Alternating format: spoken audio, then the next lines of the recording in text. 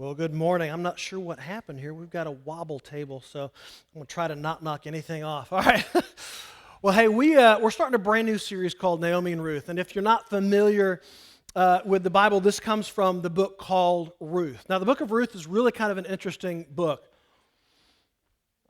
because it's one of the few books in the Bible where it's written almost exclusively from two women's perspectives. You know, if it's written from a perspective, usually another book of the Bible, it's written from a man's perspective. If it's written just kind of biographically, not autobiographically, it's usually more of a big picture kind of looking down. The book of Esther is often, another book that is referred to that way, but it's really kind of a broad strokes book. Whereas the book of Ruth is almost exclusively about how two women see, respond to, and experience God in their life. And so it's really an interesting book from that perspective. Believe it or not, since it is written from that perspective, there's a lot of emotion in the book, right? There's a lot of things that they see, a lot of things that they experience. But what's often missed is the context of the book of Ruth itself, because the book of Ruth is written during the time of the Judges. Now, there's a book in the Bible called Judges, and it describes this time period, several hundreds of years, where the nation of Israel didn't have a specific leader. It didn't have a king. It didn't have just one person that was leading it. What would happen was this. So Moses led the people out of Egypt to the edge of the promised land, and then he died, and Joshua took over, and he led the people to conquer the promised land. And then when Joshua died, there wasn't a leader that was put in place. And so what happens is that the people of Israel, the nation of Israel, and the 12 tribes, they would try to live the way that they were supposed to live, the way that Moses laid out. But inevitably they'd mess up. Right? They would make a bad decision. They would make a bad choice. And it would begin to spiral. And usually these spirals would last for decades. In fact, the book of Judges got so repetitious, what would happen is that the people of Israel would enter into sin. They would do all these bad things. They would have intertribal warfare. They would kill each other. They would do all these different things. And finally, God would say, okay, enough is enough. And he would remove his blessing and protection from the nation of Israel. And another nation would come in, another nation would oppress them, or they would have different things, or they might have famine or disease or something that would come in, and the people of Israel would be like, wow, why is this happening? And God would raise up somebody that would be like, well, you're not following God, and so the protection of God has been removed, and this person would become the judge, and he would lead the people of Israel back, right? And they would all go, oh, this is so great, and then the judge would inevitably, like everybody on the planet, he would die, or she would die. And then the people of Israel, guess what they would do? They would start the same thing spiral. And so that's the book of Judges, right? The judge would come up, the people would come back to God, and he would die, and they would go away. In fact, the book of Judges is one of the darkest books of the Bible. If you are one of those people that like twisted stuff, then the book of Judges might just be up for you. Because there's all sorts of messed up stuff. There's human sacrifice. There's dismemberment. There's incest. That's a really exciting one. There's sexual oppression. There's forced marriages. There's all sorts of murder. There's a castration of an entire group of people. I mean, it is really it is a messed up time period in the nation of Israel. And in the middle of this shines the book of Ruth. So in all this chaos and darkness and ugliness, God writes the story of the book of Ruth. Now, another interesting thing about the book of Ruth is like we see in the Judges, right? There are these military heroes or these religious leaders or these political leaders that would be raised up by God and become a judge. In Ruth, we see no big hero. In fact, the biggest hero in the story is a guy named Boaz. I don't know why I did that, because that's actually his name. Boaz. No, his name is Boaz. And he's a farmer in a little-known town that, had this book not taken place, he would have never been known anything about. It's just a book of average, ordinary people. And one of the things I love about Ruth is that Ruth takes place in the middle of all this chaos in the book of Judges, where there's these big heroes and big religious leaders and big things that bring the whole nation back to God. And as God is working on the big mega scale, God is also working in the minutia and the details of average, ordinary, everyday people. Because our God is not just a God of the big details. Our God is a God of the small, minute details as well. And that's the book of Ruth. That's where Ruth comes from. So the book of Ruth starts during one of the bad times. In fact, it's so bad that the Bible says that there's a famine in the land. It is a bad famine, like there's no rain, the crops are not producing. It is so bad that Naomi's husband, Elimelech, decides that it is better for his family to leave the nation of Israel and go to a neighboring nation called Moab. Now, this may seem like a good idea. In fact, that's often where we find ourselves, right? That if bad things are happening, we tend to look for the way out, and that's what Elimelech does. But what's interesting is that because Elimelech is a Jewish person and he's a Jewish man, the blessing of God is tied to his land that he was given way back when Joshua conquered the nation of Israel. And so every family was given a section of land, and God said, "Listen, your blessing as a nation and as individuals is tied to your land." And so even in the Old Testament and even in the laws that Moses gave, that if you were a Hebrew person and you got into trouble and debt and you sold your land, you could always buy it back, number one. And every 70 years, that land would always go back to your family, because that land always would come back to your family, because that was tied to your blessing. And so Elimelech thought it was so bad that he sold his land. He sold, if you will, his blessing. And then he moved his family out of the land of promise, the land of Israel, and he moved them into the nation of Moab. Now, Moab, if we go back in history, back during the time of Moses and Joshua, they were so bad, they tried to mess up with Israel. They attacked Israel. They subverted Israel. They actually hired somebody to come and put a curse on the nation of Israel. And God said, "You know what? Enough. I am going to curse this entire nation for 7 generations. And so this entire nation of Moab is cursed for 7 generations. So Elimelech sells his land, which is tied to his blessing. He leaves the land of God's promise and goes to the land that has been cursed by God. That's how bad it was, because he thought that would be better. He thought that that was the better move. So we're going to jump into the book of Ruth, and we're going to initially see how this turned out for Elimelech and his family. We're going to look at Ruth chapter 1. We're going to look at verses 3, 4, and 5, and this is going to tell us the whole story. So now Elimelech, Naomi's husband, died. That is not a good start. So literally, he does all this stuff thinking that it's going to be the best thing in the world. He gets his family there and he dies. So he immediately dies. And she was left with her 2 sons. We're like, well, at least she's got her 2 sons, right?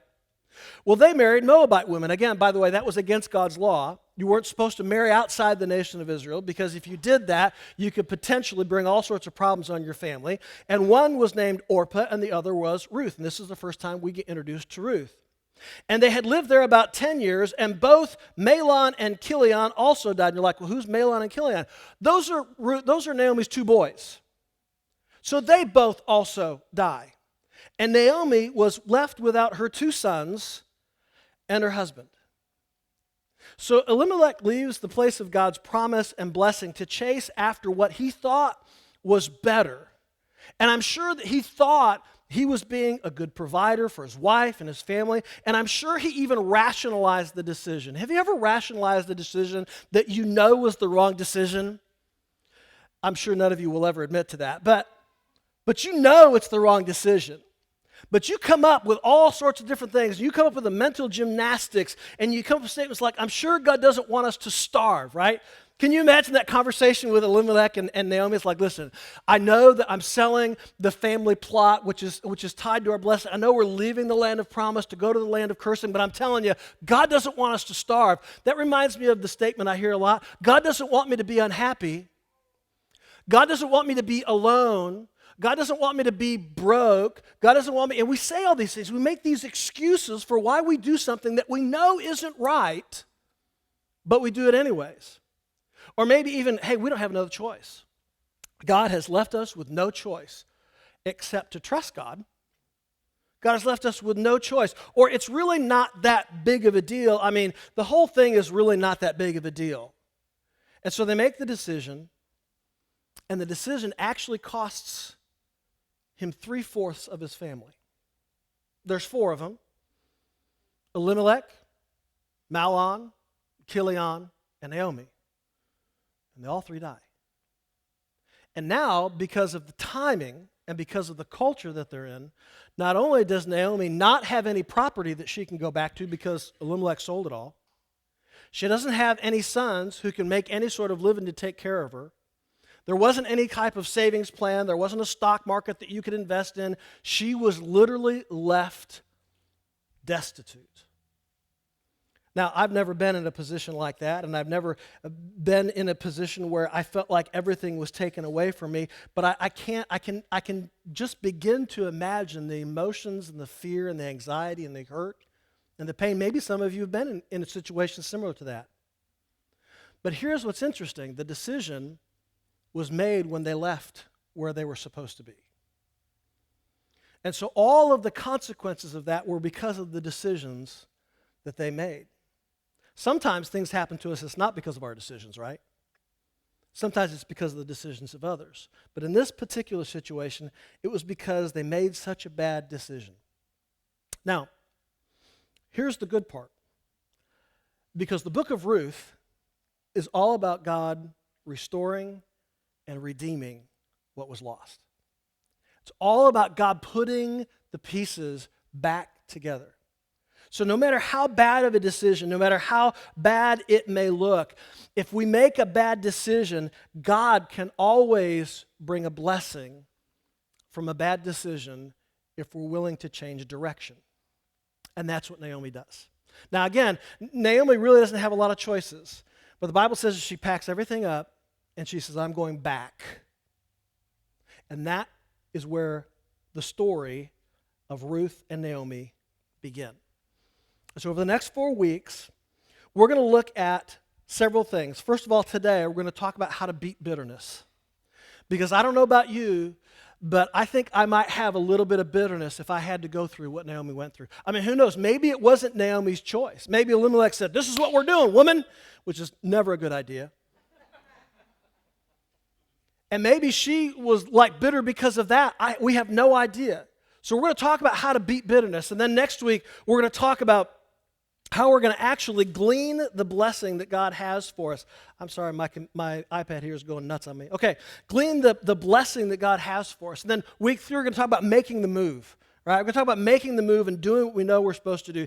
And then last week, the very last week of this series, we're going to talk about how to find the redemption that God has for us. Now, our matriarch of the story, Naomi, she's depressed, she's lost everything, she's destitute, she has zero prospects of ever regaining any semblance of her previous life, and it's moments like these that bitterness begins to creep in. So Ruth chapter 1, the latter part of verse 13, and then we're going to skip down to verses 19 through 21.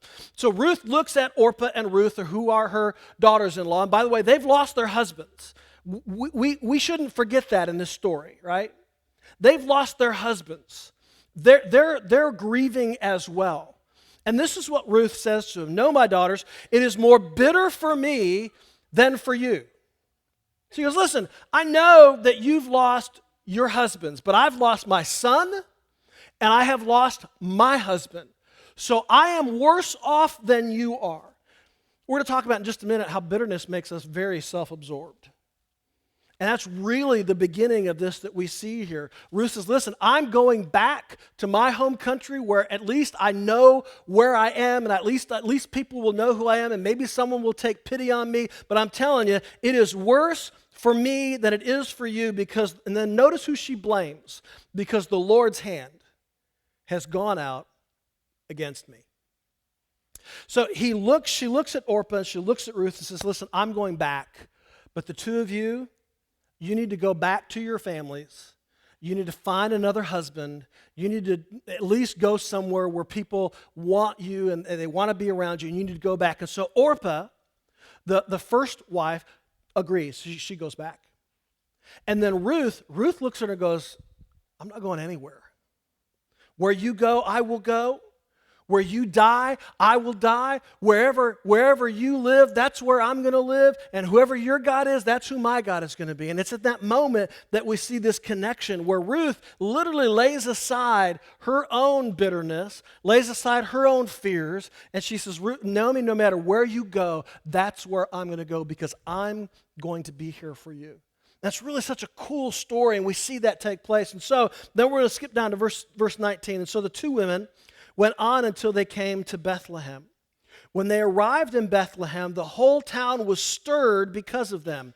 And the women exclaimed, can this be Naomi? Remember, it's been a decade.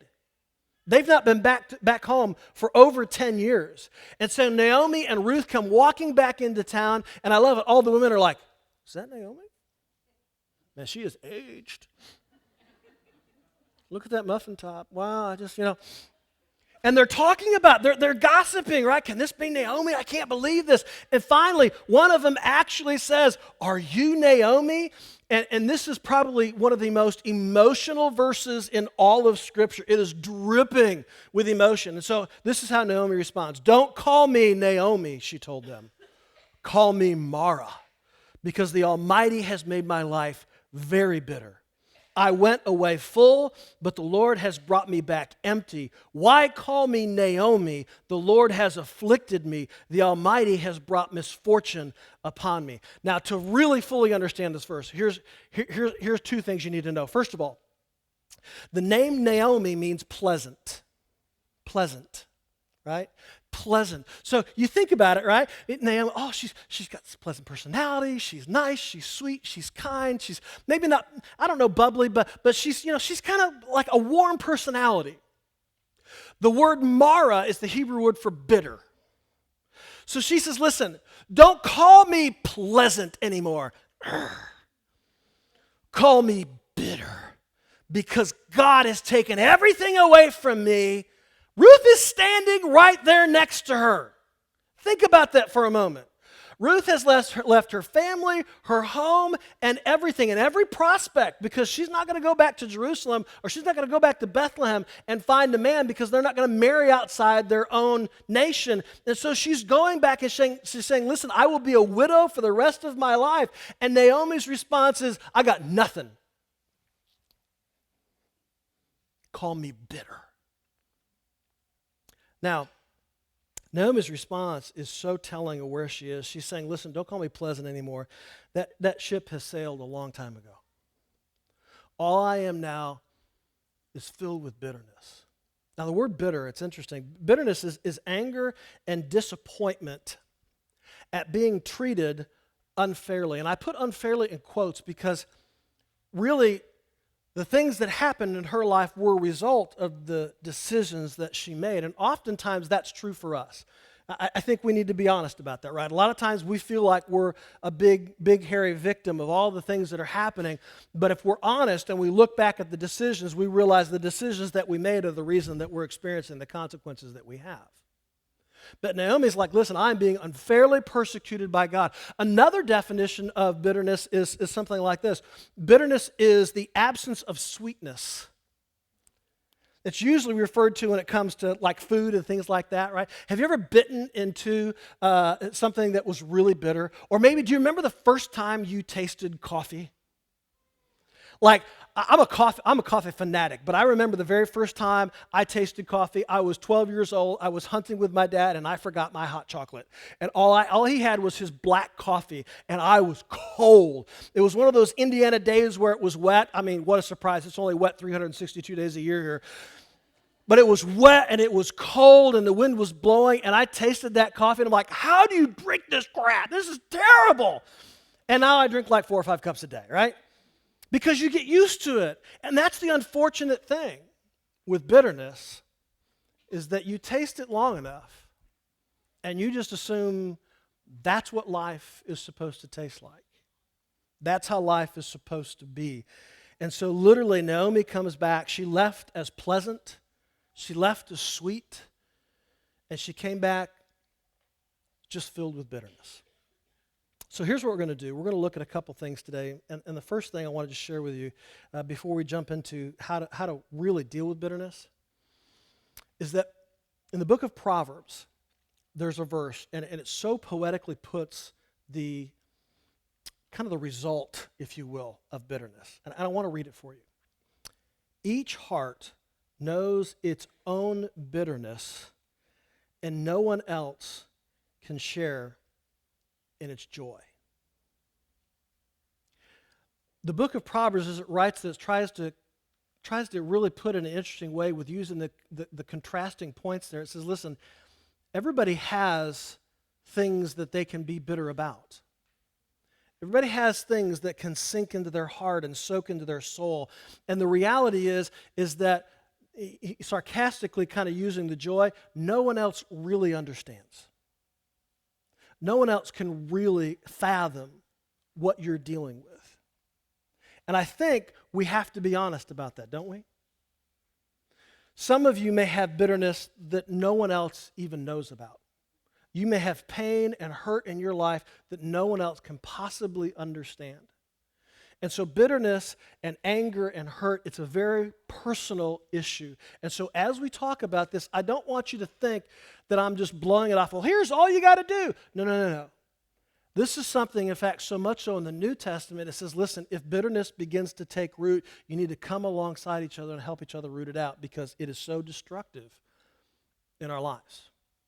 Which brings us to the big idea. And the reason we need to make sure that we're working on and beating bitterness back is because bitterness blocks blessing.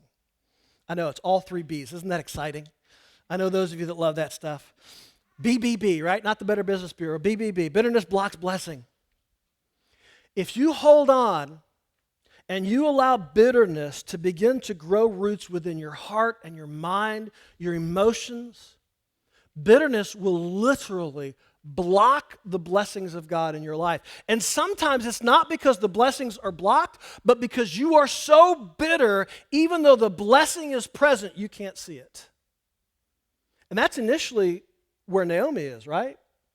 Because Ruth has left everything to be with her, but she is so bitter, she can't even appreciate what Ruth has sacrificed for her. And bitterness blocks the blessing of God in our life. So it's so important. If you begin to feel that, and how does bitterness happen? It happens with pain, happens with hurt, it happens with fear, betrayal. All these different things happen. And when they happen to us, what we do is if we don't deal with them and let them go, they begin to put roots down in our heart. And that's when bitterness begins to develop.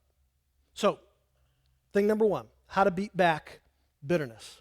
Number 1, don't blame, vent. Don't blame, vent. Now, some of you are like, what in the world? Maybe you're like, I don't even know what the difference is. Well, blaming is saying that the things that have happened in your life is somebody else's fault. Now you may go, well, they are somebody else's fault. Maybe. They may be somebody else's fault. But here's the thing. That person probably doesn't care. And so you can blame them till you are blue in the face. It's not going to change anything. But you know, we have all through Scripture, specifically in Psalms, and then we're going to read here in the book of Proverbs, that we see that when those things happen to us, our response as followers of Jesus Christ should be to vent to God. One of the things we tell people when I'm sitting with them in counseling, we're going through things, I'm like, listen, you know what you need to do? You need to sit down and you need to have it out with God. And they're like, oh, what? Have it out with God? I mean, I don't want to say those things to God. Newsflash, He already knows. But when you vent those things out to God, and we see it in the Psalms all the time, and I love it as you read the Psalms, a lot of times, you know, Psalm whatever, verses 1, 2, 3, 4, 5, 6 is like, God, why did this happen? I'm so overwhelmed. I'm so sorrowful. I'm so hurt. I'm so angry. I'm so upset. And then like the last 7 verses is like, but God, you're so great. Why? Because here's what happens when you hold all that stuff inside and you blame other people, nothing actually transpires transactionally within you. It just stays there. Listen to Job. Job chapter 7, verses 11, and he's talking about how he's kind of working through this. And he says, listen, therefore I will not keep silent. I will speak out in the anguish of my spirit. I will complain in the bitterness of my soul. That is pretty deep, right? He's not going, well, I'm just going to like, Lord, everything's really okay, but if you could work in this. No, he's like, listen, I am letting it all out. Now, this is very important. This is very, very, very important. The venting process doesn't take place publicly because that's not venting. That's something completely different. We'll talk about it another time. This is a venting between you and God. It's laying it all out from where you are, because only when you are open and honest with God can He begin to work the process within you. So, don't blame. You're like, well, it's their fault. Doesn't matter, because they're not going to change anything. Don't blame. Vent. Number 2, don't push away. Embrace. Don't push away, embrace. Bitterness makes us very self-absorbed. It makes us very much focus on ourselves, and no one else can understand. No one else can imagine what we're going through. No one else can deal with it. And so if somebody comes along that tries to help us, what do? I don't want to hear it. I don't want to deal with it. We push them away, and then we talk about them later to other people who are willing to listen to us, because we don't want to deal with it that way. But listen to this, Ruth chapter 1, verses 16 and 18. Ruth replies to her, and this is the reply that Ruth gives to Naomi when she's like, listen, go away. You guys need to go home. I love you guys. That's great. But you need to go home, find new husbands, all that stuff. Leave me. Orpah leaves. And then Naomi looks at her again and says, Ruth, you need to go home. And Ruth's reply is, don't urge me to leave you or turn back from you. Where you go, I will go. Where you stay, I will stay. Your people will be my people. Your God will be my God. Where you die, I will die. There I will be buried. May the Lord deal with me, be it ever so severely, if even death separates you and me. That's kind of ironclad. And the Bible says, so when Naomi realized Ruth was determined to go with her, she stopped urging her. So we see this moment in Naomi where she hears this response, and finally she's like, okay, I'm going to stop pushing her away. She doesn't necessarily embrace her, but at least she stops pushing her away. Then Hebrews chapter 12. This talks about what we're supposed to do when you know and you feel someone else has bitterness and is struggling around you. Listen to this. Look after each other. Sometimes we go, well, you know what? That's their deal to deal with, right? It's not what the Bible says. The Bible says that when we know that someone is hurting, when we know that someone's suffering, when we know that someone's struggling, we're supposed to come around them. We're supposed to encourage them. We're supposed to support them. And so in the book of Hebrews it says, listen, look after each other. And then he tells you why. So that none of you fails to receive the grace of God. Watch out that no poisonous root of bitterness grows up to trouble you, corrupting many. You know that bitterness spreads like wildfire. Have you ever, and don't like say, it's my husband's family or my wife's family or anything like that. Just sit there and smile. Have you ever been around a family that literally somebody got bitter at some point in time and now everyone in the family can't smile no matter what? Like literally cranky, irritated, bitter. Like, that face that you make when you bite into something bitter, that is their resting face. Like, just constant. Because bitterness spreads like wildfire. And so not only are we supposed to do that because we're supposed to encourage each other, but it also protects other people as well from that bitterness spreading. So don't push away. Somebody comes up, embrace them. Now, here's the thing. Don't tell them how to do it. Be there for them. I remember years ago when I was going to a family for the very first time. I'd never experienced this before. I'd seen my dad do it. I'd seen other people do it when they're struggling and suffering. A family member is dying or a family member has passed away. And I was talking to my dad and I said, what do you say when you go in, right? What do you say? I'm sorry for your loss. It sounds so empty, doesn't it? And I remember the words so clearly. He says, sometimes the best thing you can say is nothing at all. The best thing you can do is just be there. And really, that's what we need to be there for each other, especially if you know somebody that's experiencing that bitterness and that loss. Just be there for them. Just be present. Last thing, don't mope. Move on. Don't mope. Move on. Anybody here would join me in saying that you are world-class mopers? Anybody? World-class moper? Okay, good, awesome, fantastic. Thanks. We Mopers Anonymous. There we go, right? Man, we can be world-class mopers, can't we? It's like literally you can see it all over. Have you ever seen the people? Like literally, I'll be walking somewhere. I'm a people watcher by nature. I just am. And you can like see the people that they've had a bad day and they're like literally, like, man, they are struggling. They're on a struggle bus today. And we mope, right? And we're like, oh, woe is me. And I go back to Naomi's phrase, don't call me Naomi Pleasant anymore, call me Mara. That is one of the worst things that we can do, because what that does is it validates bitterness. It says, and it's funny, you can have this internal conversation. And when you allow moping to hang out in your life, your brain is telling your emotions, that's right. That's how you should be. You have every right to feel that way. And I know some of you are like, well, I do have a right to feel that way. Yeah, if you want to live a miserable, bitter life, you feel that way as often as you want. But you're not going to see the blessing of God, because bitterness blocks blessing. You're not going to see the blessings that God brings in your life. You're not going to see the people that God brings into your life, because you're moping. And so what do we have to do? We have to move on. We can't stay where we are. And I know that that's hard.